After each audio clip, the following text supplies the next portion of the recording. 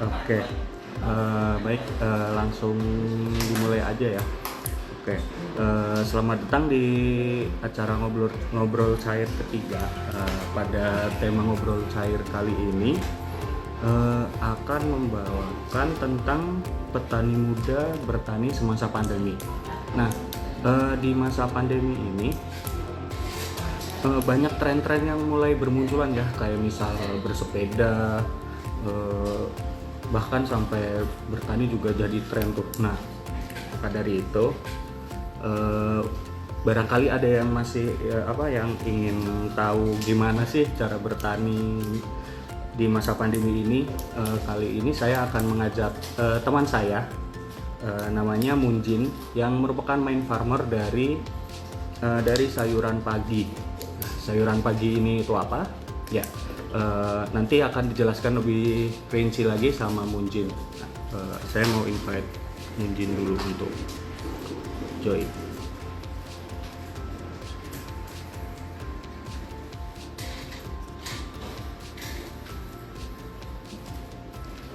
Halo Kak Ires, selamat datang.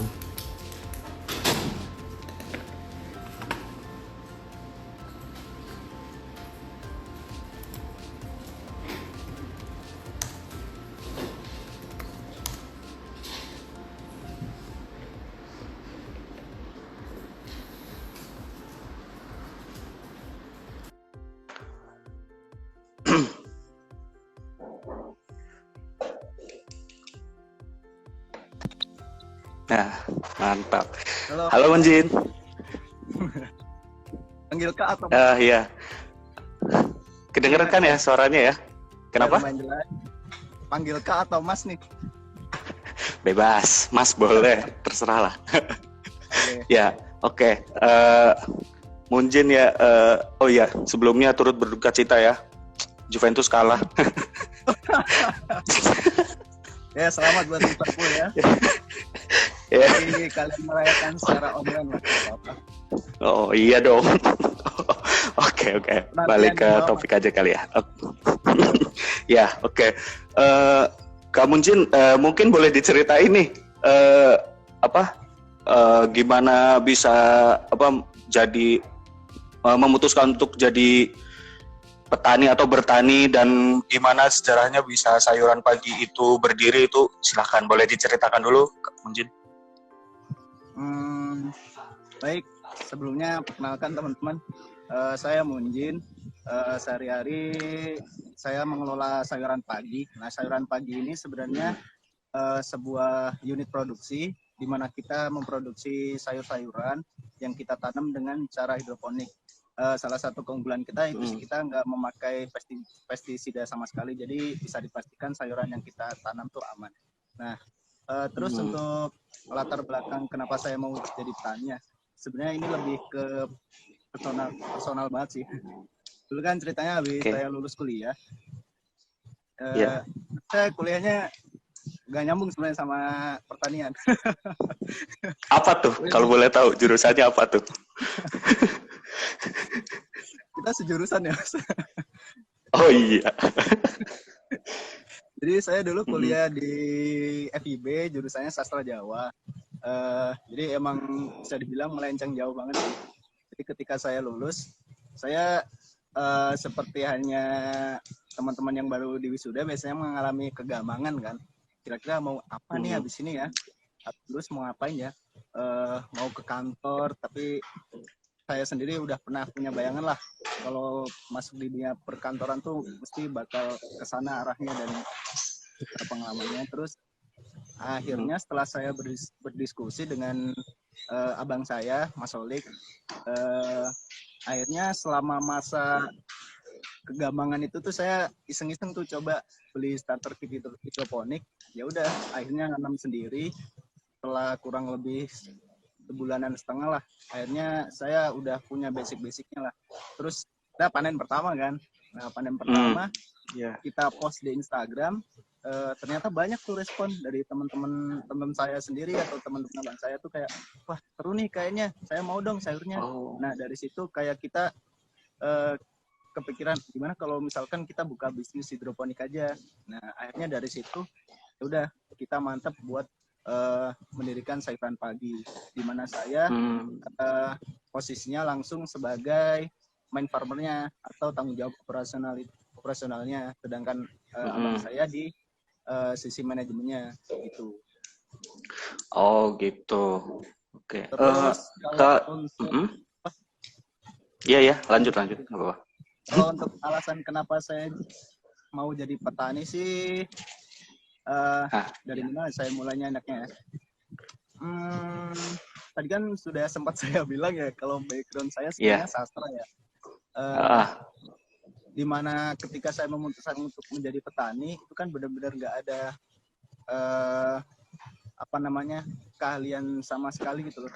Saya benar-benar memulainya otodidak dan dari nol. mm, Alasannya sendiri sih saya kepikiran eh, apa namanya gimana sih caranya kita eh, hidup tanpa kita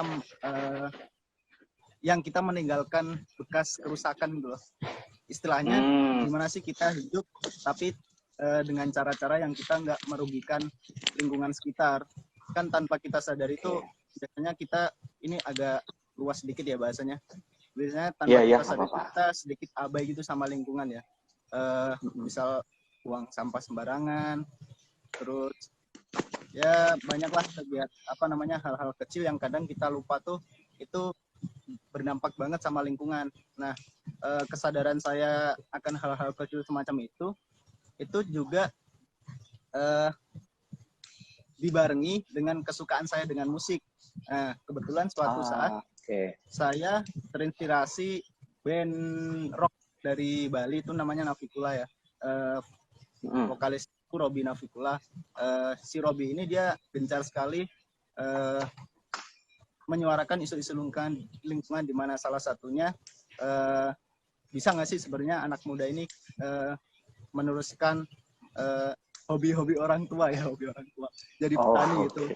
Nah, Iya iya makanya iya dari iya. situ setelah saya kuatkan mental juga karena menekuni profesi pertanian apalagi di kota itu kan sebuah pilihan yang sangat nekat ya. Terus Mm-mm, akhirnya mm-mm. saya memantapkan diri saya, minta restu ke orang tua juga. Akhirnya semuanya mendukung. Dimulailah perjalanan saya sebagai pegiat urban farming melalui hidroponik ini. Begitu kurang lebih Kak Andi. Ah, oh oke oke. Ya, berarti sebenarnya apa namanya yang jadi inspirasi pertama itu ya sih itu ya karena ingin lebih peduli sama lingkungan dan emang kebetulan suka sama band yang vokalisnya juga benar-benar peduli lingkungan itu ya, Jin. Jadi Ya, makin ini ya, makin apa tergerak hatinya gitu buat ini ya, mendirikan pertanian sendiri gitu ya. Nah, ya. eh, Jadi di begitu. kan kemarin pandemi tuh eh, dia mungkin dari hitungannya awal tahun lah gitu kan udah mulai banyak orang yang nggak boleh pergi gitu-gitu kan ya. Nah, Ya. selama pandemi itu ada orang yang minta diajarin gitu nggak? Diajarin bertani secara hidroponik itu ada nggak? Hmm, lumayan banyak sih. Sebenarnya Ah, kemarin bisa dibilang waktu mulai masuk pandemi itu eh, mm-mm, dibilang kena dampaknya kita juga kena. Cuma kalau kita sikapi dari sisi yang lain ternyata itu jadi mm-mm. berkah juga buat orang-orang seperti saya yang bergerak di bidang pertanian dan khususnya Iya, untuk iya. urban farming ini. Jadi selama masa pandemi kemarin kan banyak orang yang akhirnya eh, kerja dari rumah, intinya melakukan aktivitas banyak di rumah kan. Nah, Iya. itu jadi semacam eh, apa namanya eh, orang-orang tuh jadi nyari apa sih kira-kira yang bisa mengalihkan pikiran saya supaya nggak jenuh di rumah gitu. Nah, Hmm, mulai tuh kan ada yang di akhirnya nata rumah, masak-masak, terus mm-mm, termasuk juga pertanian ini. hmm. Banyak sih sebenarnya kalau dibilang ada yang tertarik gak sama hidroponik eh, dari teman-teman saya sendiri atau teman abang saya atau bahkan customer pasaran pagi sendiri banyak yang minta diajarin untuk hidroponik.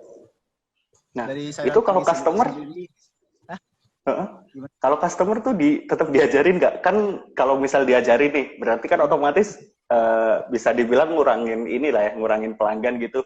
Apa tetap Mm-mm. diajarin atau gimana sih buat customer itu? Eh, Sebenarnya diajarin atau enggaknya itu kita karena gini, pertama hidroponik itu biasanya pertama orang tertarik dengan hidroponik kan karena dia tergolong unik ya. Kita nanam tapi nggak Mm-mm. di tanah itu langsung loh. Nah, dari situ tuh orang-orang dari bekal penasaran itu akhirnya mereka kepo-kepo lah tentang hidroponik. Oh, Jadi ibaratnya mereka belajar tuh untuk diaplikasikan dalam skala hobi aja gitu loh, Kak. Gitu. oh, Jadi kalau iya iya misalkan iya. Iya. dibilang itu bakal mengganggu pasar kita atau enggak, menurut saya enggak. Malah karena orang-orang ini praktek langsung hidroponik di rumah, jadi mereka tambah tambah tahu tentang oh ternyata sayuran hidroponik itu emang beda dengan sayuran konvensional yang dijual di pasar gitu. Oh, oh gitu. Oke oke. Ah. Oh iya, saat ini kesibukannya ngapain, Jin? Menanam. Ya Iya, selain masih menanam maksudnya. menjalankan sayuran pagi ini, terus saya Eh, juga tergabung di band orkes. Kemarin kita hmm, lagi baru selesai tag penyelesaian video klip. Wajib wih, follow ya. mantap mantap. Oh, oke oke. Oh iya, kemarin tuh kayak sempat lihat IG story-nya Munjin sendiri nih. Kayaknya lagi ngebangun ngebangun kebun lagi atau gimana itu ya? Kok kayaknya Oh iya seru benar. aja gitu. Heeh. Lagi ngebangun kebun Sebenarnya lagi berarti. ya kita rencana emang lagi Mm-mm. mau nambah kebun lagi. Oh, Karena bisa dibilang permintaan semakin tinggi, sedangkan iya. produksi kita dengan lahan yang segini itu masih Heeh. kurang banget. Akhirnya karena lahan Oh. depan rumah masih sebenarnya lahan depan rumah tuh sebenarnya kebun organik. Jadi selain hidroponik sendiri kita di rumah di halaman depan kita juga Mhm. menanam sayuran organik yang kita pakai Oh. dan lain-lain. Nah, karena yang hidroponik ini peminatnya semakin banyak dan kita untuk memenuhi permintaan pasar juga, akhirnya ya udah kebun depan rumah harus ngalah.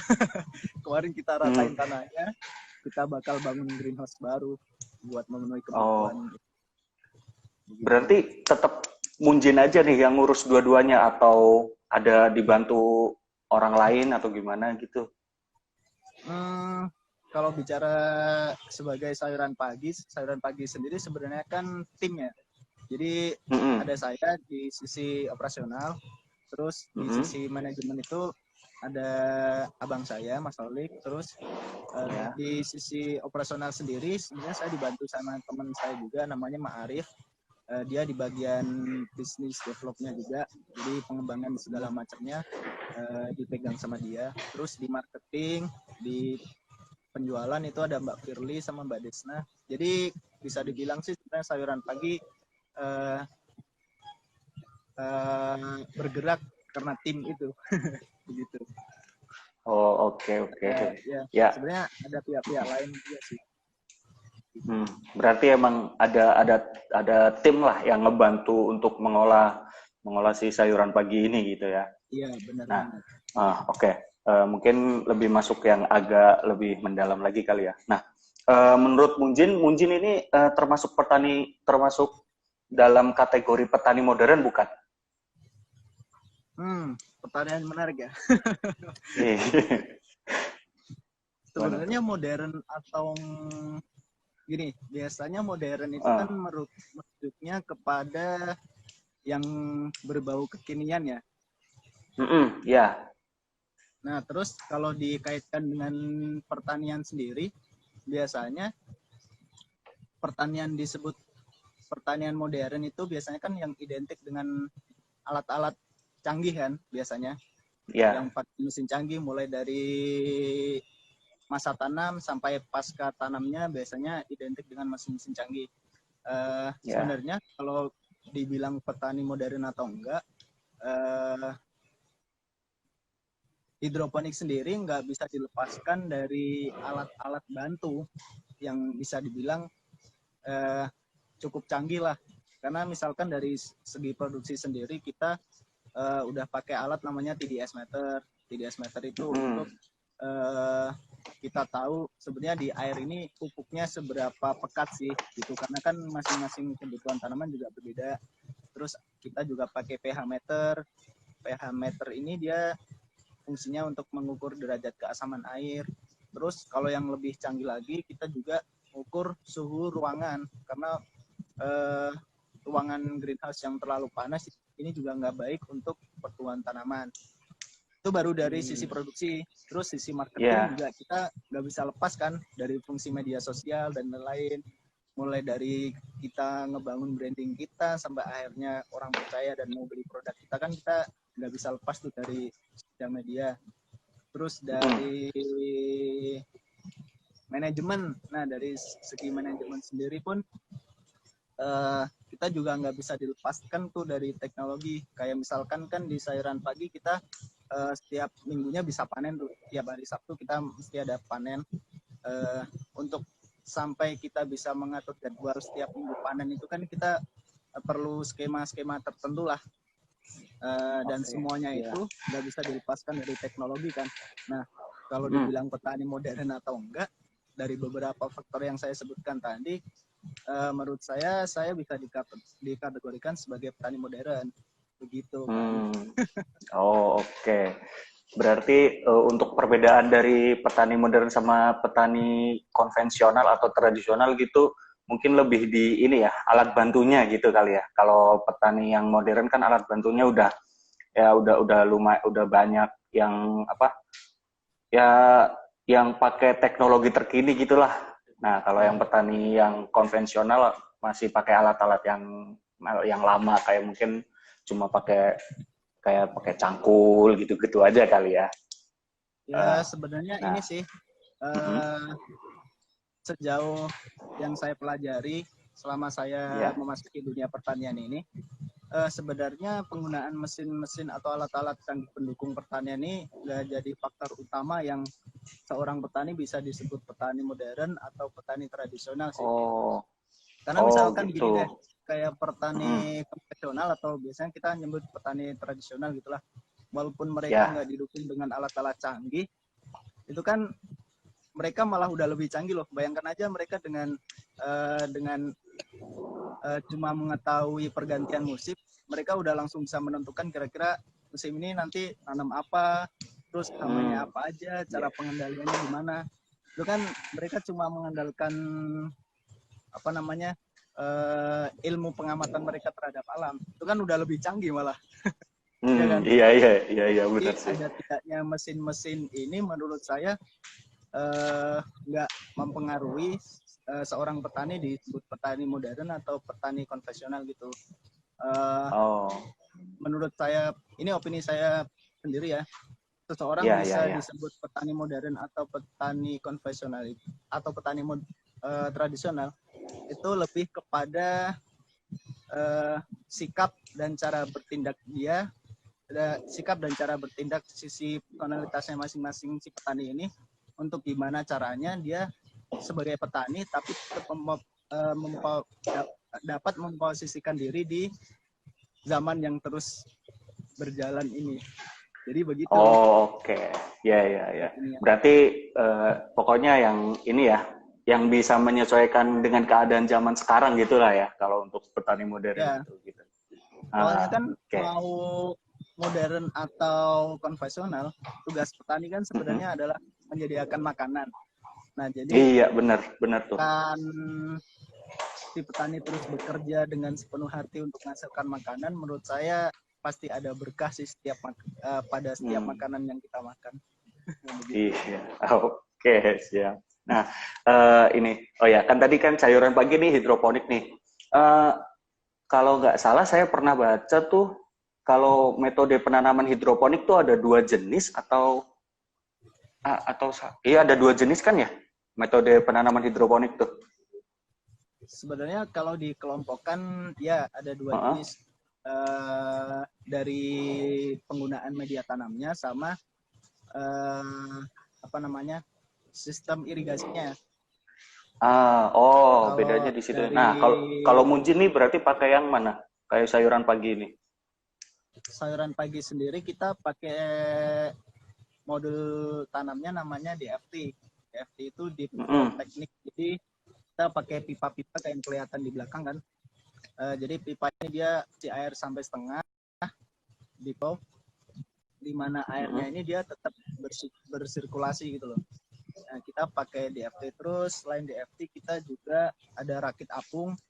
Rakit apung ini Oh, rakit lebih apung. simpel. Jadi dia kayak bentuk bak. Terus di atasnya kita pakai styrofoam, kita kasih AB mix, gitu udah jadi. Kalau dulu sih Oh, kita oh, sempat pakai DFT juga ya, cuma itu nggak aman kalau mati lampu. iya iya iya iya iya. Benar benar benar. Oke. Nah, kalau di sayuran pagi sendiri tuh kan kalau nggak salah tuh tiap hari Sabtu atau weekend ya Ya, bisa datang ke situ, bisa datang ke perkebunannya kan. Nah, itu benar-benar.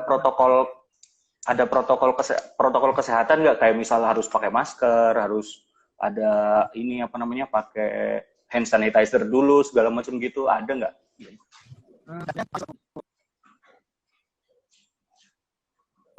Indonesia pas gawat-gawatnya wabah pandemi ini, sebenarnya kita Iya. malah malah nggak nerima sama sekali. Sebenarnya kan kita di tiap Oh. weekend kita open garden kan, jadi siapapun yang tertarik istilahnya mau main aja atau belajar tentang hidroponik bisa banget datang ke kebun kita. Cuma kemarin waktu wabahnya yang parah-parahnya kita emang nggak buka sama sekali. Cuma ketika udah new normal ini kita udah mulai tuh membuka buat teman-teman siapa aja yang mau berkunjung atau ngerasain panen langsung, ini juga bisa banget.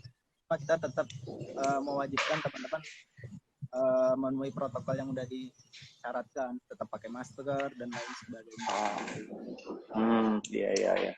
Oke. Nah, kalau untuk apa namanya, untuk sayuran yang ini apa namanya, yang best seller gitu, Ya, di sayuran pagi apa? Biasanya orang-orang pada pesennya tuh. saran pagi sendiri kan sebenarnya yang ditanam kita khusus sayur ya. Bayam Mm-mm. sendiri kita ada 3, bayam hijau, bayam merah, sama bayam batik. Bayam ini yang paling banyak minatnya Oh, yang bayam hijau.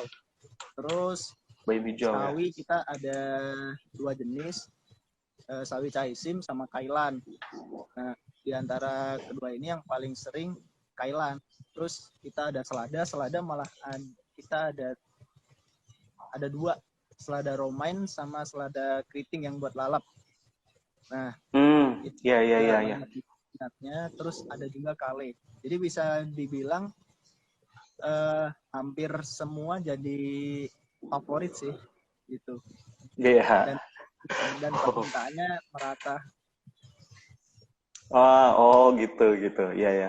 Nah, kalau untuk nyari bibitnya itu selama ini sulit, atau emang setelah nanam sendiri ntar ada apa, ada bagian tertentu yang ntar disimpan untuk bibit selanjutnya atau gimana tuh gitu?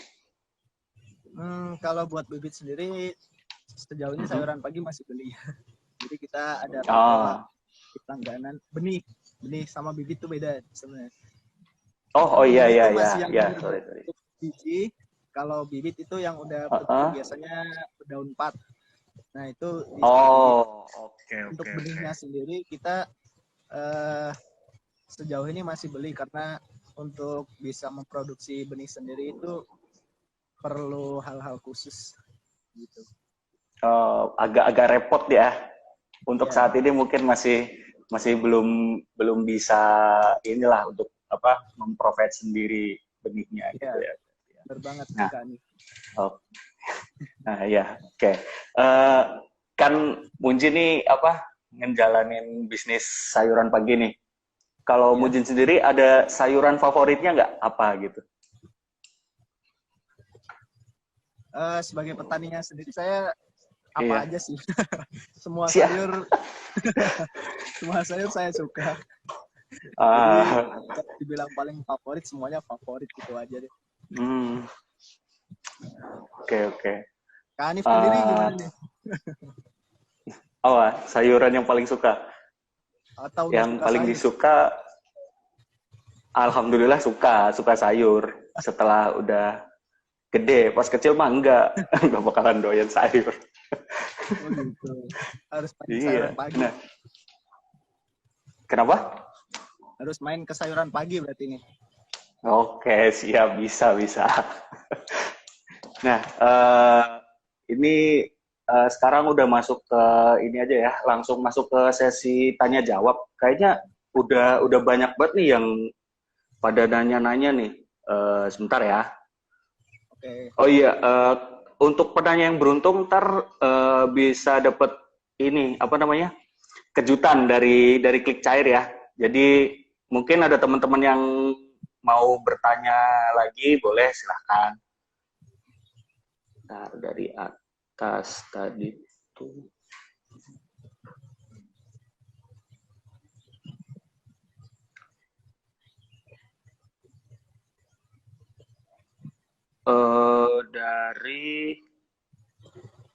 Dari Fazrin Mustaqim nih. Dia nanya, ada perbedaan rasa nggak sih dari hasil hidroponik dan konvensional itu? Ada tentunya ya. Karena kan Mm-mm. gini, jadi penggunaan pestisida itu sebenarnya dia sangat berpengaruh sekali terhadap kualitas sayurannya. Walaupun sebenarnya kan tujuan penggunaannya pestisida kan untuk menyelamatkan si tanaman dari hama kan. Nah, cuma Ya, residu yang tersisa dari pestisida ini sebenarnya sangat tidak baik untuk tubuh. Jadi kalau dibilang lebih baik atau enggak dari tanaman konvensional, kita bisa bilang kalau tanaman hidroponik, terutama tanaman yang ditanam di sayuran pagi ini jauh memiliki kualitas yang lebih baik daripada sayuran konvensional, karena kita sama sekali nggak menggunakan pestisida.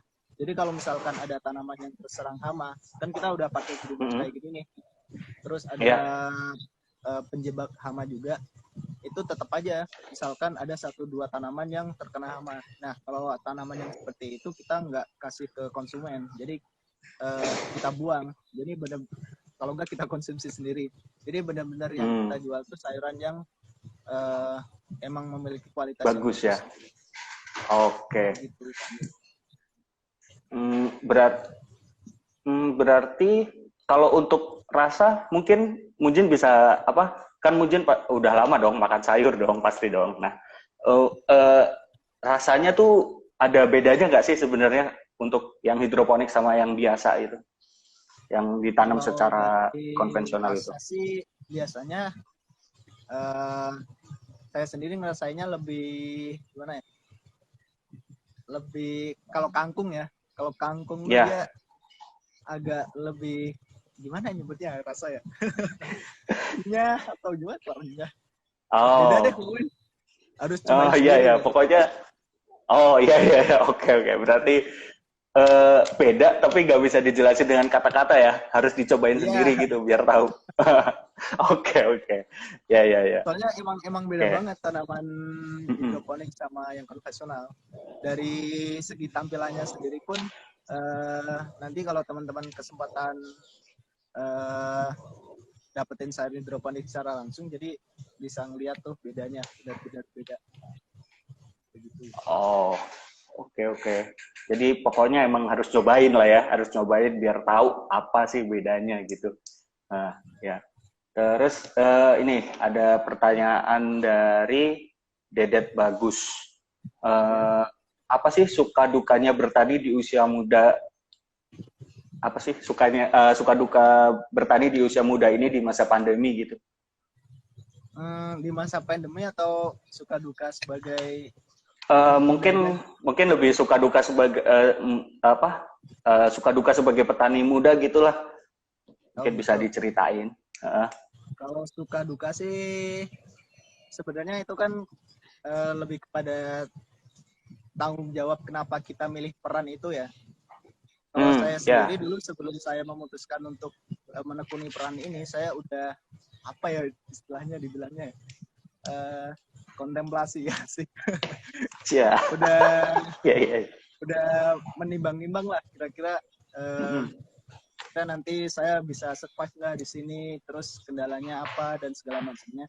Jadi kalau dibilang suka duka, saya sendiri bilang saya lebih banyak sukanya daripada dukanya ya. Nah, tapi tetap ada juga dukanya, kayak misalkan karena saya benar-benar memulai ini semuanya dari nol dan otodidak, biasanya saya mengalami kesulitan itu di proses belajarnya, kayak misalkan dari proses tanam. Dulu awal-awal banyak yang mati gitu kan, banyak banget yang mati, nanam 100 ini yang tumbuh 20 gitu kan, udah bisa dibilang rugi banget. Terus dulu ketika bangun instalasi ini juga kita sempat, kan kita dulu pakai vendor, terus juga vendornya nggak bekerja secara maksimal, jadi emang sejauh ini kita emang udah improve banyak hal lah untuk sampai kita bisa berada di posisi yang sekarang. Tapi kalau dibilang suka atau duka, saya sendiri berani bilang saya banyak sukanya. Ya, gitu kan. ya. Oke, menarik. Nah, ini ada pertanyaan dari Devina. Nah, Munjin sendiri kan suka main musik gitu. Nah, untuk sayuran paginya itu dikasih denger lagu juga nggak? Dikasih denger musik nggak tuh? Katanya kan teman-teman kalau disediain lagu tuh pertumbuhannya lebih bagus. Kalau Munjin sendiri tuh gimana? Iya sih, saya pernah baca artikel juga. Jadi jadi emang ada penelitian yang menyebutkan kalau tanaman yang sering mendengarkan musik ini tuh dia bisa mempengaruhi pertumbuhan dan lain-lain. Cuma kalau untuk memperdengarkan musik secara khusus ke tanaman sendiri, saya sebenarnya nggak melakukan hal itu secara khusus. Cuma untuk di kebun sendiri saya tetap ada speaker ya untuk menemani saya kerja aja gitu, nggak secara spesifik langsung untuk musik untuk tanaman gitu. Cuma bisa aja sih itu mempengaruhi tumbuh kembangnya tanaman gitu. Oke. Berarti selama ini nyetel musik tuh ya emang buat diri sendiri ya, sambil ngerjain sambil ngerjain kerjaan di kebun gitu-gitu ya. Berarti. Iya, gitu. Oke. Nah, terus ada nanya lagi dari Setiawan Arif. Ini lebih besar mana nih resikonya, resiko gagal panen dari yang hidroponik dibandingkan sama ini tradisional? Terus untuk mengatasi misal lagi gagal panen itu gimana? Mengatasi gagal panen di hidroponik itu sendiri, Munjin sendiri gimana cara menanganinya? Kalau dari beberapa hal yang saya sebutkan tadi itu udah bisa kelihatan banget ya. Kalau antara pertanian konvensional sama pertanian hidroponik itu emang punya gap yang cukup jauh. Misalkan dari kayak pertanyaan tadi, potensi untuk gagal antara konvensional itu kalau di hidroponik bisa lebih ditekan potensi untuk kegagalannya, karena pertama kita kan untuk perlindungan tanaman sendiri kita udah pakai greenhouse, beda dengan pertanian konvensional yang biasanya ditanam di kebun yang dia di tempat terbuka, jadi potensi untuk serang hama lebih banyak. Terus kemudian dari pemupukan sendiri, kalau hidroponik itu karena semuanya kita lebih memperkirakan nih nanti si tanaman ini dia tubuhnya akan seperti apa dan lain sebagainya.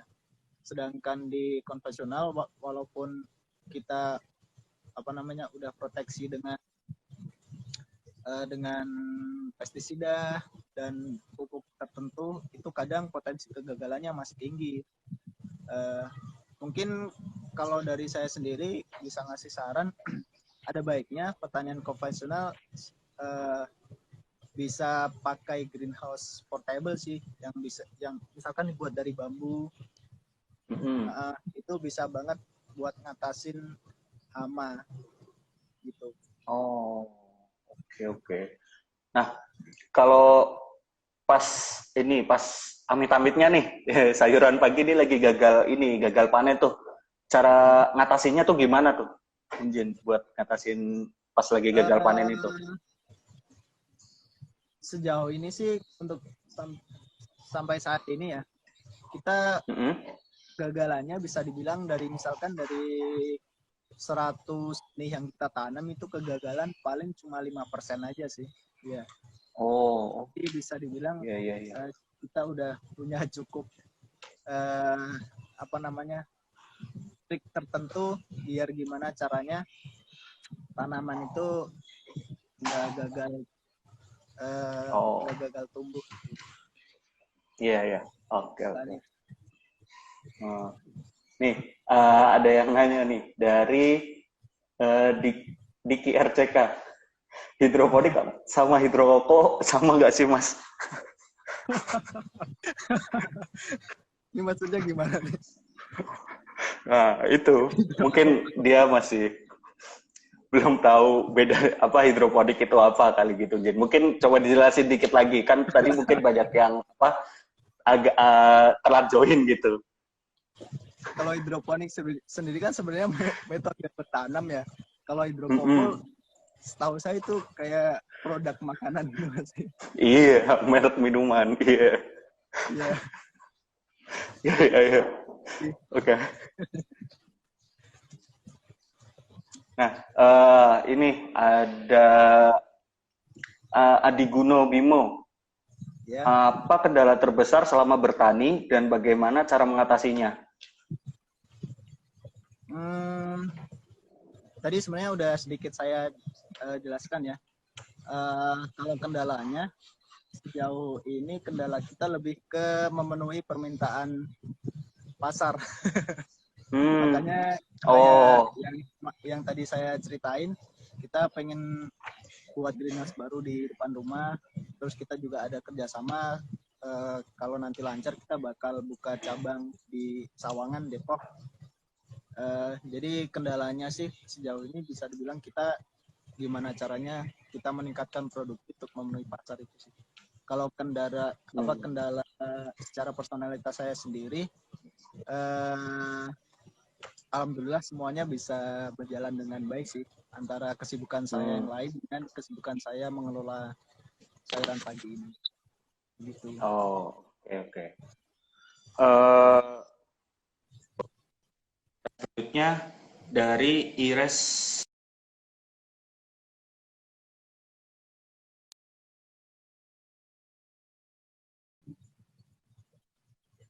Ya. Passion Passion official. Kira-kira kendala hidroponik untuk 2 sampai 3 tahun ke depan apa ya, Mas? Nah, saya mau belajar nih, saran buat pemula apa aja gitu, seperti apa gitu. Sebenarnya sekarang untuk belajar hidroponik udah banyak banget sih sarananya. Untuk starter kit hidroponik sendiri untuk skala hobi itu bisa teman-teman dapetin dengan harga yang terjangkau di online shop, udah banyak banget tersedia. Terus untuk apa namanya, cara dasar-dasar penanamannya pun sekarang juga udah banyak tutorialnya. Terus di sayuran pagi sendiri saya sedikit promo ya. Di sayuran pagi sendiri kita juga menyediakan konsultasi sampai nanti panen pertama. Jadi kalau teman-teman mau gabung pelatihan sayuran pagi juga boleh banget. Cukup gampang sih kalau teman-teman emang ada niat untuk belajar hidroponik. Dan bisa dibilang kalau misalkan nanti ada ketertarikan untuk dijadikan dari skala hobi ke skala bisnis, itu menurut saya masih ada potensi yang besar banget. Karena sebagaimana usaha makanan yang lain, ini kan kebutuhan dasar gitu. Jadi selamanya pasti sayur-sayuran dan makanan apa namanya yang sehat seperti ini pasti banyak dibutuhin sama orang-orang dan nggak akan pernah habis sih begitu. Iya sih, iya. Suka kamu. Terus Ada yang nanya ada bibit apa aja. Oh, kalau bibit belum ini ya, belum bisa nyediain berarti ya. Jadi kalau untuk saat ini Ya, berarti ya. benar. Ah, satu lagi. Oh, dari Baldut. 1 poin perbedaan hidroponik dan nanam konvensional yang paling besar dari segi hasil tanamnya apa ya, Mas? Sorry gimana? 1 poin perbedaan satu poin perbedaan hidroponik dan nanam konvensional yang paling besar dari segi hasil tanamnya itu apa? Kalau di hidroponik sendiri kita bisa ngatur sih, itu seperti yang saya bilang tadi, kita mau Ya. apa namanya, kayak di sayuran pagi sendiri kita mau panen tiap minggu pun itu bisa banget dilakukan. Kita ada sistem bergilir gitu ya. Jadi misal kita set satu weekend ini kita panen apa aja, tanaman apa aja, terus minggu berikutnya tanam apa aja, dan itu potensi untuk kita bisa memenuhi jumlah tertentu itu bisa dikontrol. Sedangkan di konvensional saya belum terlalu yakin untuk bisa menerapkan skema seperti itu. Gitu. Oh gitu ya. Oke.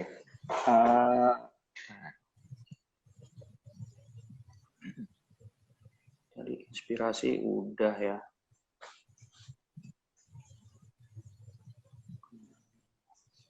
Oke.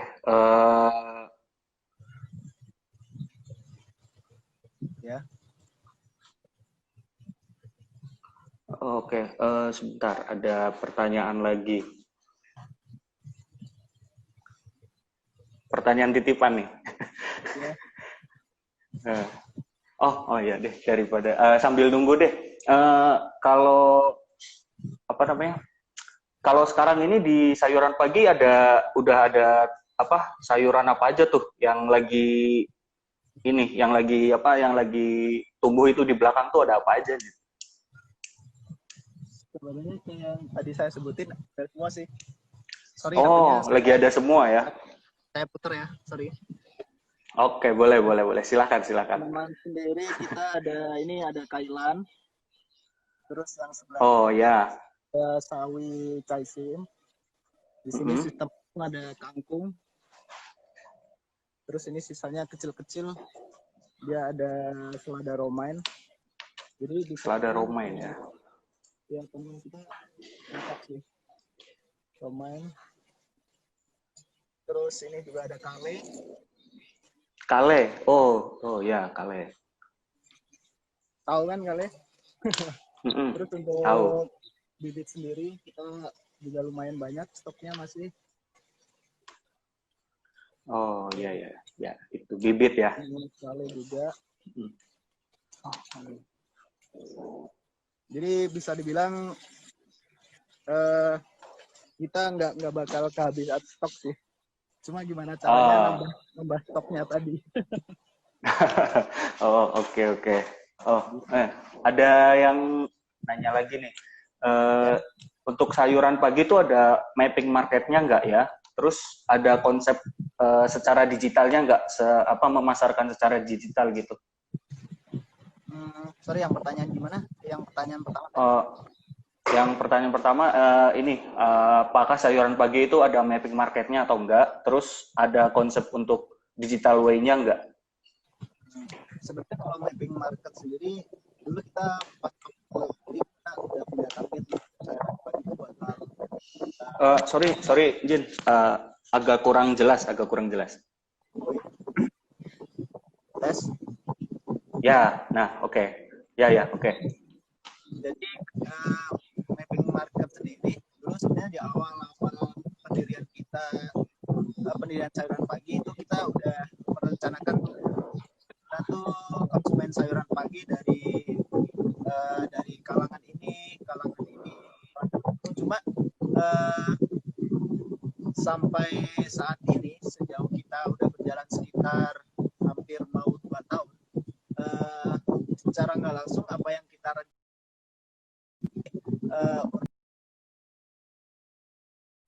untuk sebenarnya kita kondisional banget. Dan untuk segi promosinya sendiri,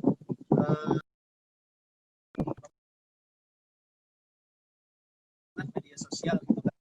Cuma dari sisi apa namanya, dari sisi media sosial sendiri sebenarnya itu belum cukup efektif kalau kita pengen reach pasar yang lebih luas lagi. Jadi tetap